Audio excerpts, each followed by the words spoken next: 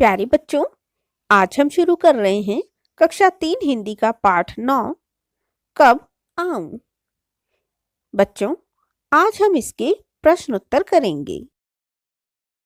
कहानी से। प्रश्न 1। सेठ ने किस रंग में कपड़ा रंगने को कहा? बच्चों, आपने कहानी को अच्छी तरह से पढ़ा है और आपने भी देखा कि सेठ ने अवंती से किसी भी रंग में कपड़ा रंगने को नहीं कहा, क्योंकि वह तो सिर्फ उसे परेशान करना चाहता था। प्रश्न 2। अवंती ने कपड़ा अलमारी में बंद कर दिया, क्यों? उत्तर। अवंती सेठ का इरादा जान गया था, इसलिए उसने कपड़ा अलमारी में बंद करके रख दिया। अगला प्रश्न है, सेठ कपड़ा लेने किस दिन आया होगा? तो बच्चों, अवंती ने सेठ से कहा था कि उसे सोम, मंगल, बुध, गुरु, शुक्र, शनि, रवि इन सभी दिनों में से किसी भी दिन नहीं आना है। मतलब सेठ कपड़ा लेने किसी भी दिन नहीं आया होगा। कौन छुपा है कहाँ? प्रश्न है, नीचे के वाक्यों में कुछ हरी भरी सब्जियों के नाम छुपे हैं, जरा ढूंढो तो। पहला वाक्य है, अब भागो भी, बारिश होने लगी है। बच्चों, आप यहाँ देख सकते हैं इस वाक्य में जिस हरी भरी सब्जी का नाम छिपा है वो है गोभी। अगला वाक्य है, मामू लीला मौसी कहाँ है? इस वाक्य में छुपी हुई सब्जी का नाम है मूली। अगला वाक्य है, शीला के पास बैग नहीं है। यहाँ जिस सब्जी का नाम छुपा है वो है बैगन। अगला वाक्य, रानी बोली हमसे मत बोलो। यहाँ पर सब्जी छुपी है सेम। गोपाल कबूतर उड़ा दो। यहाँ बच्चों कौन सी सब्जी छुपी है? ध्यान से देखिए, यहाँ छुपा है पालक। सही जोड़े मिलाओ। यहाँ आपके सामने कुछ शब्द दिए गए हैं और उनको अपने सही अर्थ से मिलाना है। जैसे प्रशंसा का समानार्थी शब्द है तारीफ करना, तो आपको भी इन सभी शब्दों को एक दूसरे के समानार्थी शब्दों से मिलाना है। शब्द हैं बुलंद, बिल्कुल, ऊंची, अवश्य, ईर्ष्या, कतई, जलन, जरूर। तो चलिए इन्हें मिलाते हैं। जिस तरह प्रशंसा का अर्थ होता है तारीफ, उसी तरह से बुलंद का अर्थ होता है ऊंची, ईर्ष्या का अर्थ है जलन, कतई का अर्थ होता है बिल्कुल और अवश्य का अर्थ है जरूर। मुहावरे। चित्रों को देखो, क्या इन्हें देखकर कुछ मुहावरे या कहावतें याद आती हैं? यदि हाँ तो उन्हें लिखो। जैसे चिराग और उसके नीचे है अंधेरा, तो मुहावरा हुआ चिराग तले अंधेरा।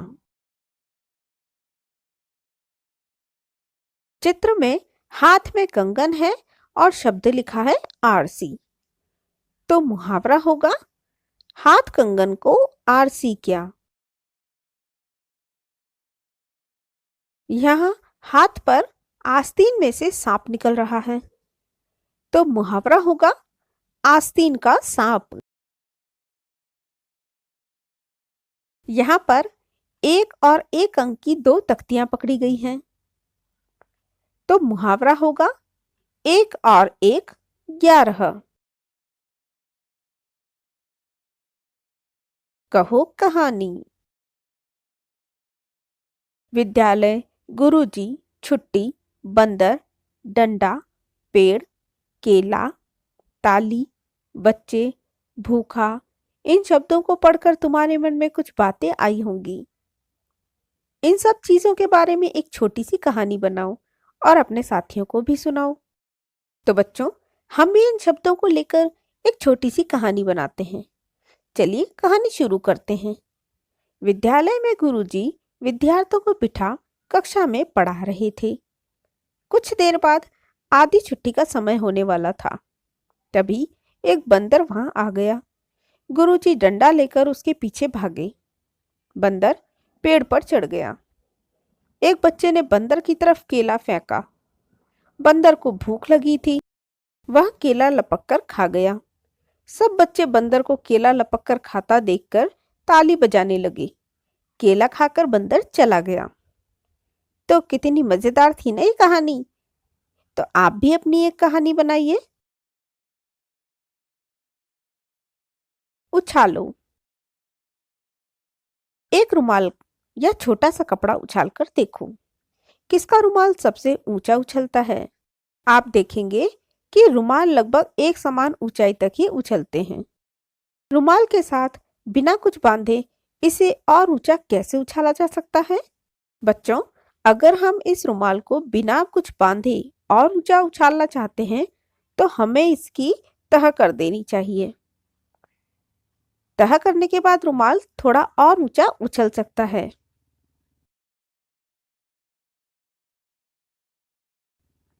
समझ, समझदारी। रंगाई शब्द रंग से बना है।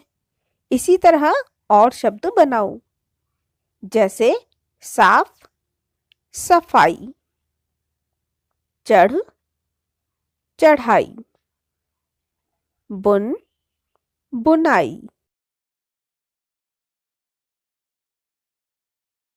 क्या समझे? जिन शब्दों के नीचे रेखा खींची है उनका मतलब बताओ। मुझे बैंगनी रंग कतई अच्छा नहीं लगता। यहाँ कतई का अर्थ है बिल्कुल। अवंती ने सेठ का मंसूबा भांप लिया। यहाँ मंसूबा शब्द के नीचे रेखा खींची है। मंसूबा का अर्थ होता है इरादा। मैं तुम्हारा हुनर देखना चाहता हूँ। हुनर का अर्थ होता है कौशल।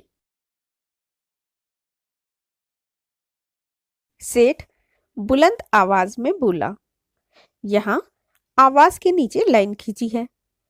आवाज का अर्थ होता है स्वर या बोल। सेठ को ईर्ष्या होने लगी। ईर्ष्या का अर्थ है किसी से वैर या जलन करना। रंग के बारे में मेरी कोई खास पसंद तो है नहीं। खास शब्द का अर्थ है विशेष। कैसा लगा आफंती?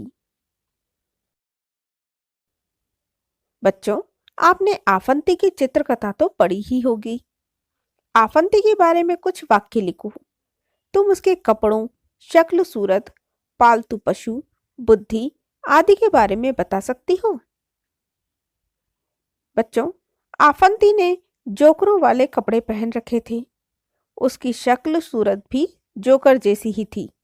उसके चेहरे पर दाढ़ी, मूछें और सिर पर टोपी थी। उसने गधा पाल रखा था जिसकी बुद्धि बड़ी तेज थी।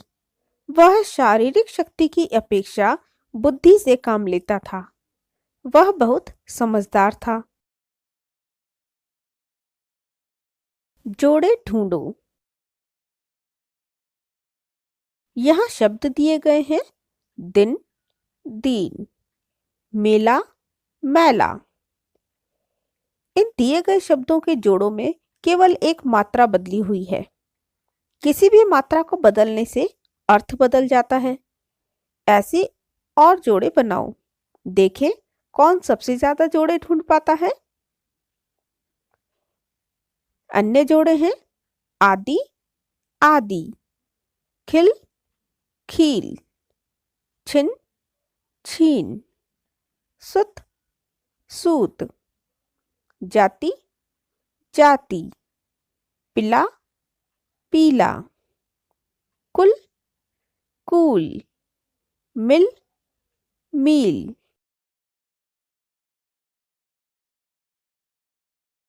क्या है फालतू?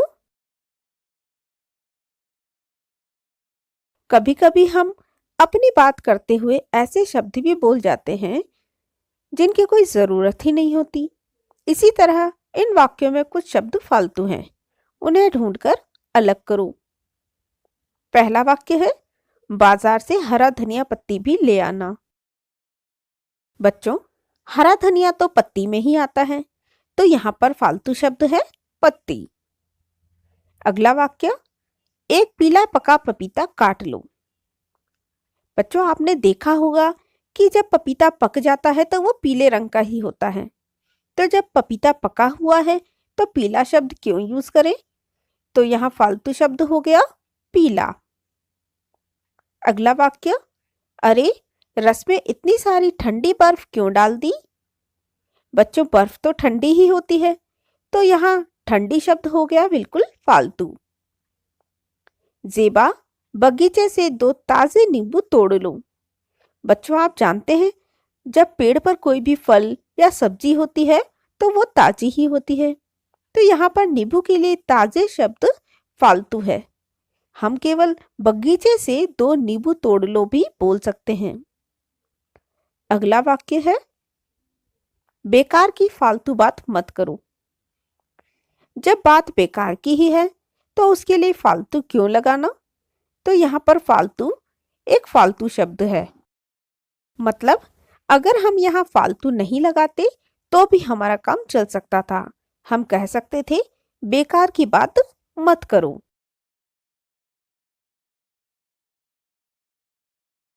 अगर आपको ये वीडियो पसंद आया है तो वीडियो को लाइक करें, चैनल को सब्सक्राइब करें और मेरी नई वीडियो से अपडेट होने के लिए बेल आइकन को प्रेस करें। और हाँ, वीडियो को शेयर करना न भूलें। Thank you.